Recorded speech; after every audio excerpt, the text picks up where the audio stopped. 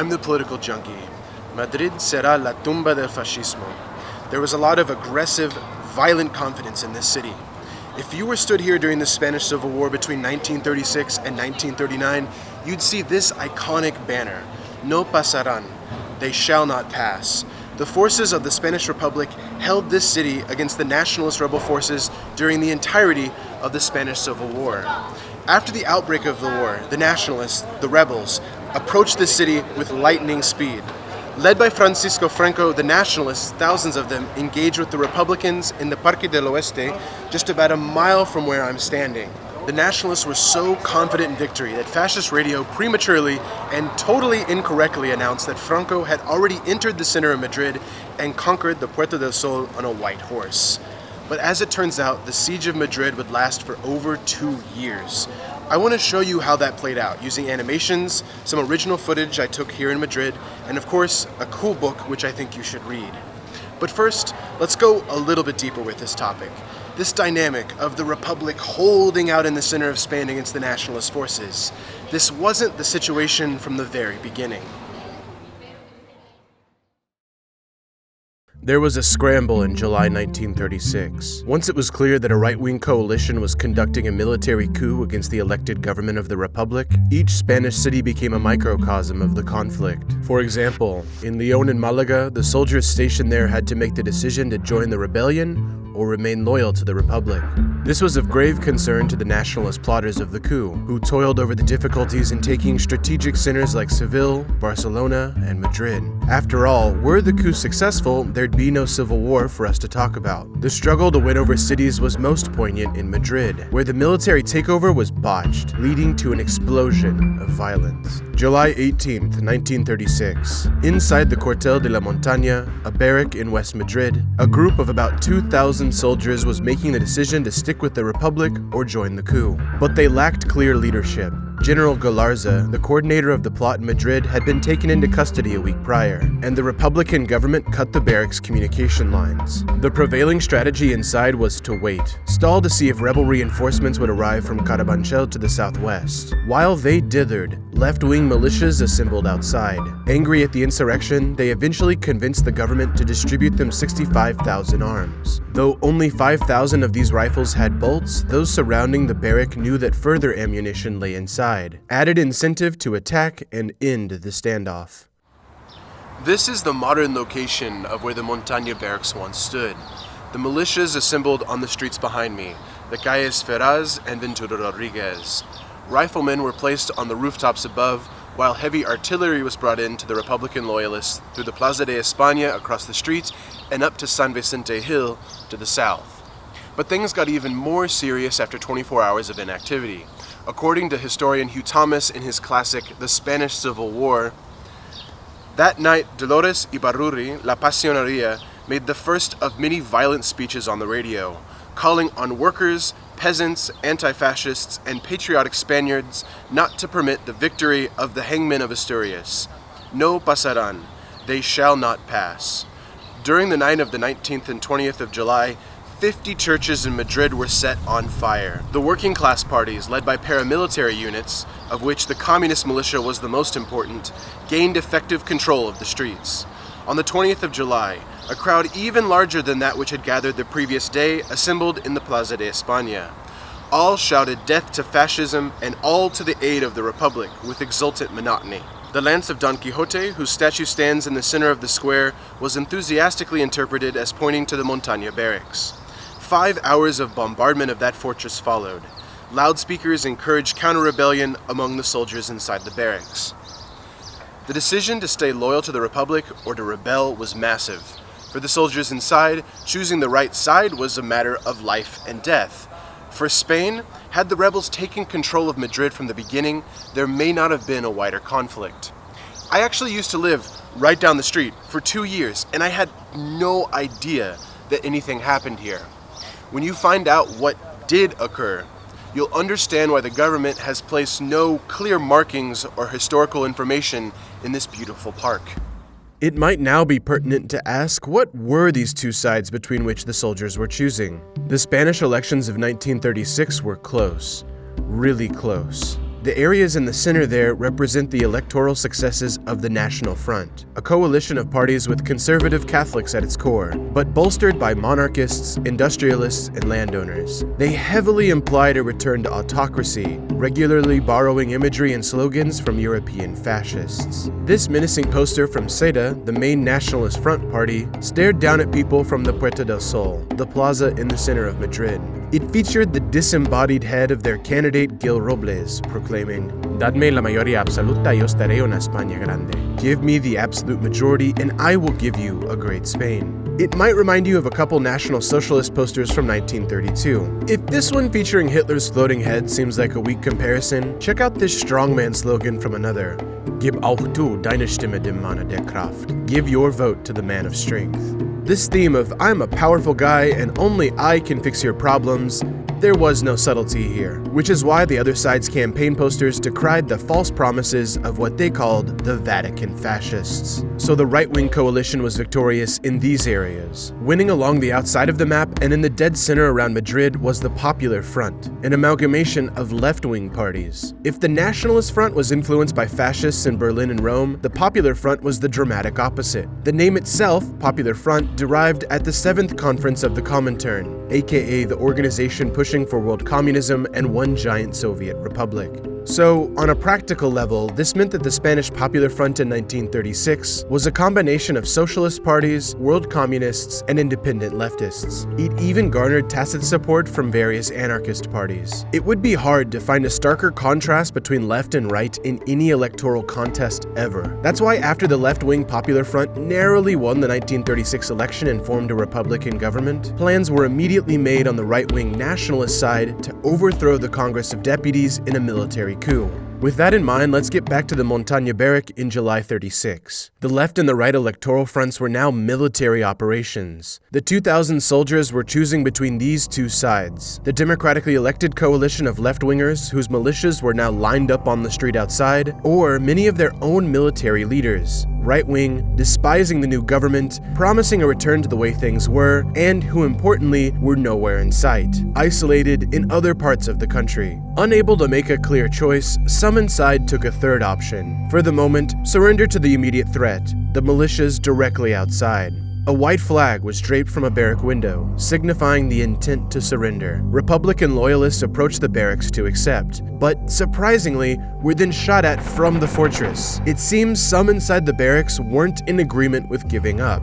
Hugh Thomas writes that this confusing process happened twice, loyalists approaching, only to be greeted with machine gun fire. With this, the militias outside soon became an angry mob. Thomas adds that the ensuing slaughter beggared description, but I'll describe it. After another round of artillery and aerial bombardment, the barrack was stormed. Around 2,000 of the defenders were overrun, dragged from their hiding spots, sprayed with bullets, or thrown out windows. The rest were dragged to prison, often with undressed wounds. With Madrid firmly in the Republic's hands, the stage was set for a 2.5-year civil war with 500,000 casualties. Many of them just like these, ideological, impulsive, and extrajudicial. Throughout September and October, General Franco's Army of Africa was storming through southern Spain. Even with a detour towards Toledo, they confidently devised a plan to begin the assault on Madrid as early as October 12th. Franco placed General Mola in charge of the invasion. Mola had been approaching with his own force through the Somosierra to the north. He joked that he would be enjoying a coffee with milk in the Puerta del Sol later that day. As Madrileños heard of this, one cafe owner sarcastically placed a café con leche for the general out front of his shop. But there was reason for the defenders of Madrid to lack such confidence. They were undertrained, some not trained at all. Their forces split into disunified militias of communists, anarchists, and independent leftists. There were even rumors of a so-called fifth column, nationalist sympathizers embedded in the city, ready to assist when the invaders arrived. To top it off, Franco ordered aerial bombardment with German planes just before the main attack began. International reporters were already filing stories describing the last hours of Madrid, as government officials fled to Valencia, changing the location of the Republican capital capital in anticipation of defeat. The Nationalists deliberately and deservedly earned a reputation for viciousness on their way to Madrid. In Badajoz, they intentionally slaughtered 2,000 to spread fear, even hunting down the wounded in the hospital. As General Mola put it, eliminating without scruples everyone who does not think as we do. José Milanestre, commander of the Spanish Foreign Legion, said it even more simply. Viva la muerte. Long live death. There were two options for invasion, and both involved attacking from the west, as between them and the city proper would lie only the half-mile-wide forested Casa de Campo. Mola wanted to focus efforts on the northwest university city, spearheading his way into Madrid. But Franco preferred a wider three-line assault along the western edge.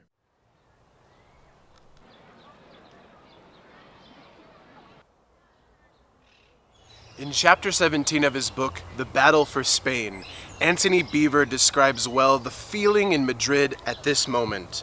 He writes, "The decision to defend Madrid inspired mass bravery. The terror and loathing which the colonial troops aroused in the Madrileños helped turn panic into a spirit of fierce resistance. In the Plaza de Atocha, a large placard warned, 'In Badajoz, the fascists shot 2,000.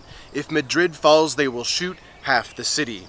Chains of women and children passed rocks and stones for the construction of barricades. Trenches were dug on the threatened western flank of the city. Houses in the southwest suburb of Carabanchel were prepared for a street-by-street defense. There was mass mobilization." Even with the odds mounted against them, Madrileños weren't completely hopeless. Their Soviet allies had just delivered 91 fighter planes. Meanwhile, some of the anarchist militias formally joined the government alliance, consolidating Republican forces. Plus, they all had a stroke of luck. Just as fighting commenced in the Casa de Campo on November 7th, the nationalist battle plans were actually found on the corpse of a soldier. And for this reason, when the actual assault began on November 8th, the Republicans already knew to focus their defense between the university city and the Montaña barrack.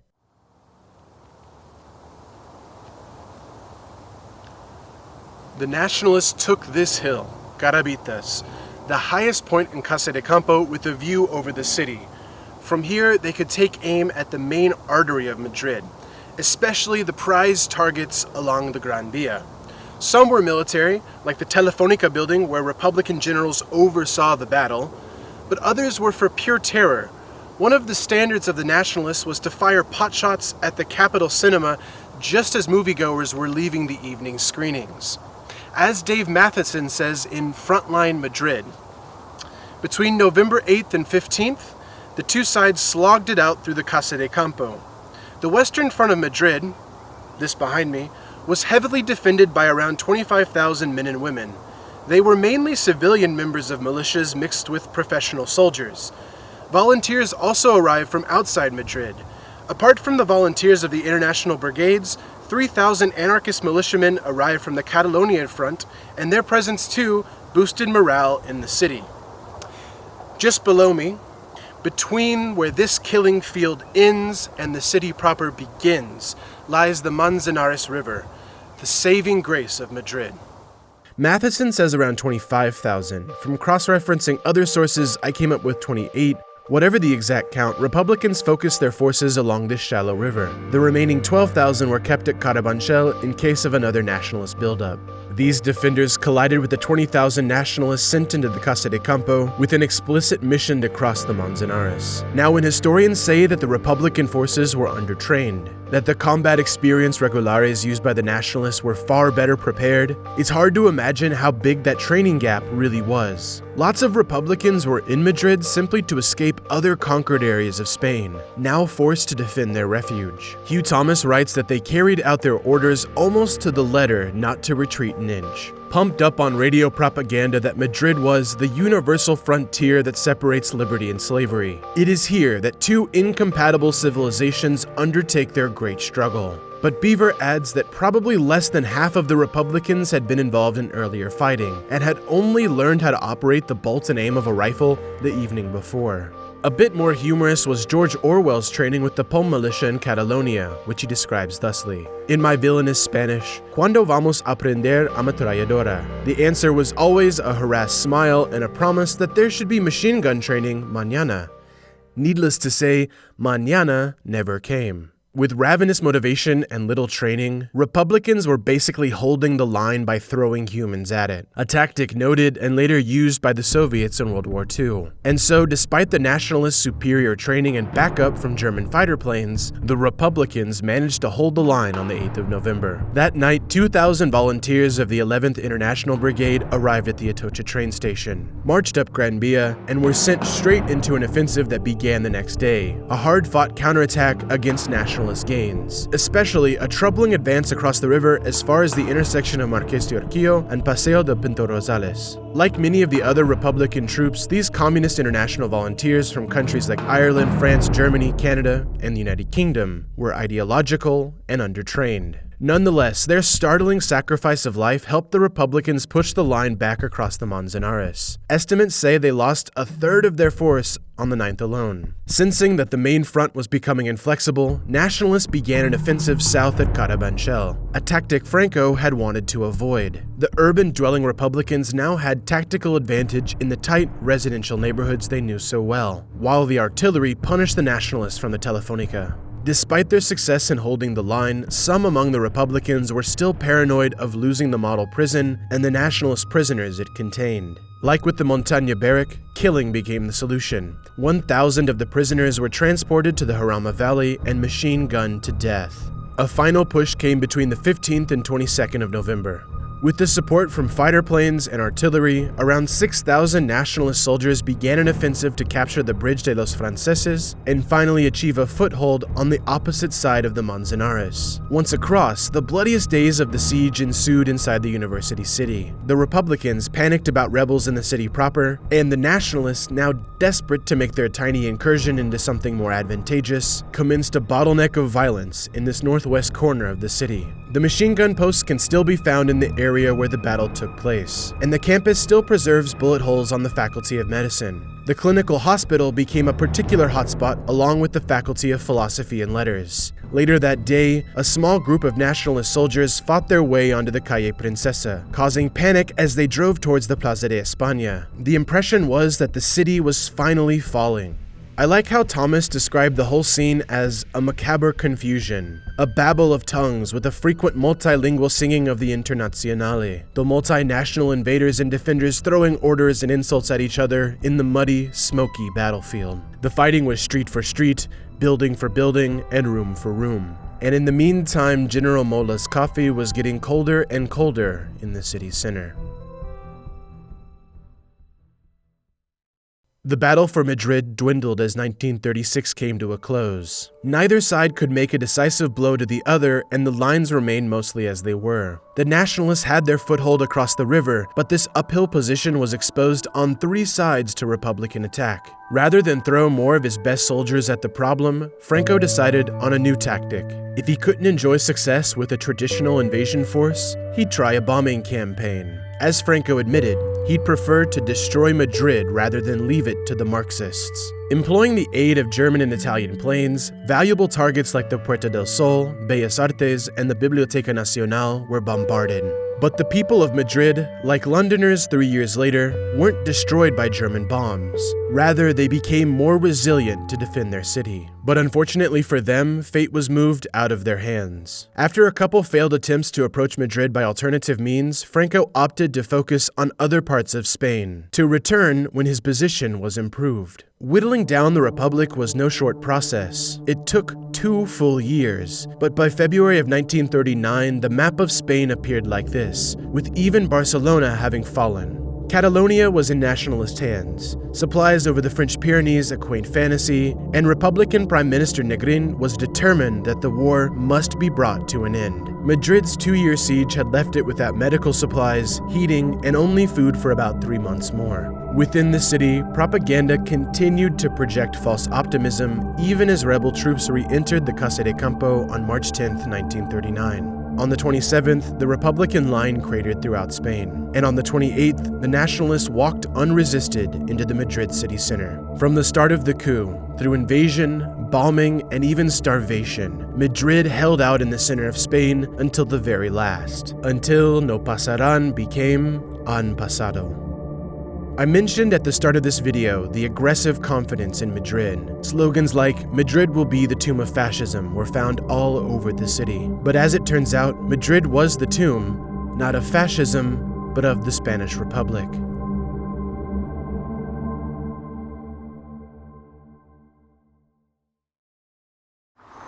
This is a fountain south of Madrid city center in the Lavapiés neighborhood. Historically, this has been a neighborhood of the working class and more recently of immigrants. It's said that Franco didn't want to invade Madrid through the south due to the heavy resistance he could expect trudging through working class, Republican sympathizing neighborhoods such as this one. After the fall of the Republic, the Nationalists made quick work of removing the people and symbols of it. So apparently, their fear of the working class neighborhoods extended beyond the fall of Madrid. This fountain still bears the name of the Second Spanish Republic. Franco was in power for 36 years, and no one ever thought to come here and tear down this symbol of the prior government. If Madrid was the tomb of the Republic, maybe this is the tombstone.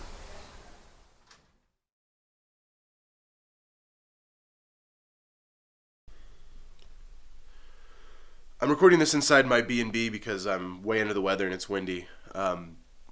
I need your help. So I just checked. This video took me over 150 hours to make. My last video about Socrates about 60.